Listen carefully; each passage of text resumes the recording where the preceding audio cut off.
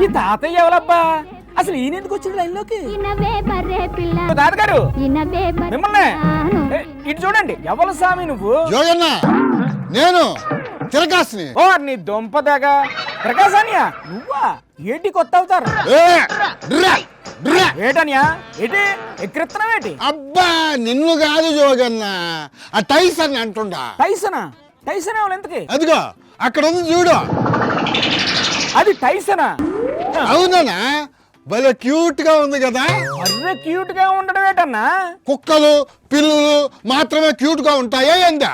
బర్రెలు ఉండవా? ఎందుకన్నా బర్రెలు అంటే అంత చిన్న చూపు మీక? అసలు ఈ అవతారం ఏంటి?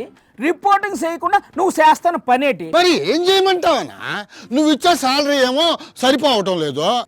అందుకని ఈ 10th క్లాస్ పాస్ అయిన స్టూడెంట్లు ఉంటుల్లా, వాళ్ళని తీసుకెళ్లి పారాయణ, ఫ్రీ చైతన్య అట్లాంటి హాస్టల్లో చేర్పిస్తే కమిషన్ ఇస్తారు తెలుసా నీకా? అవును ఇస్తారు.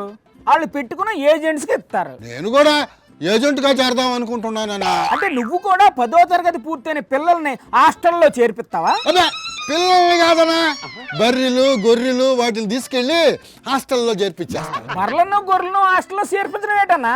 ఏం బుర్ర పని చేయటం లేదా నీకు? ఊరుకానా, నేను కొత్తగా ఏ పని చేసినా కూడా ఇట్లా డిస్కరేజ్ చేస్తానే ఉంటావు. నువ్వు కొంచెం కూడా ఎంకరేజ్మెంట్ అనేది ఉండదు. అది కాదన్నయ్య, పశువులను హాస్టల్లో పెట్టడం ఏంటి అసలు? తెలీదా నీకా?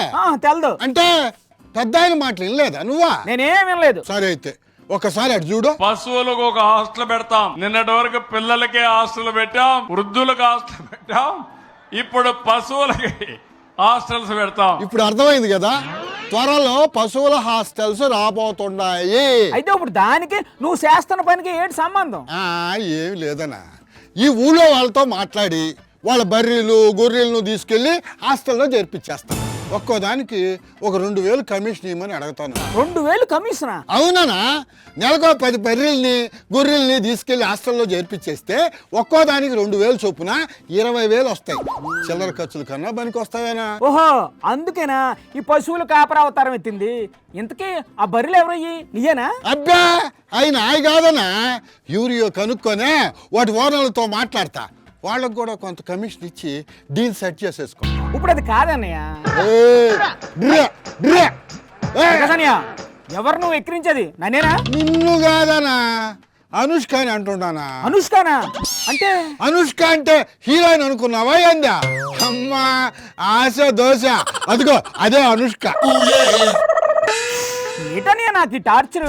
యోగన్నో నీకో సర్ప్రైజ్. ఏటా సర్ప్రైజ్? ఇక్కడ మాధురి దీక్షిత్ కూడా ఉందనా, చూస్తా. ఇంకా చాలు, ఇప్పటికే చాలా ఎక్కువైపోయింది. ఆ బాబు జోగన్నా మళ్ళీ ఏంటి? నీ దగ్గర ఏమన్నా బర్రెలు గాని గొర్రెలు గాని ఉన్నాయా? ఉంటే చెప్పు జోగన్నా, వాటిని కూడా హాస్టల్లో చేర్పించేద్దామా? స్కాలర్షిప్ ఇస్తారేమో కూడా కనుక్కున్నావును. జోగన్నా నాకు డౌట్ ఏంటి అనా, ఇప్పుడు పశువుల హాస్టల్లో బర్రెలు గొర్రెలతో పాటుగా గాడిదలకు కూడా అడ్మిషన్ ఇస్తారా? ప్రకాశాన్య ఇప్పటికే నాకు బీపీ బాగా పెరిగిపోయింది. నువ్వు ఇంకా ఆపకపోతే ఏం చేస్తానో నాకే తెలియదు. ఈయనొకడు ఏ పని చేసుకోని విన్నారు కదా, పశువులకు హాస్టల్ అంట. అది పెద్ద ఆయన చెప్పాడో లేదో మా తిరకాసనే ఫాలో అయిపోతున్నాడు.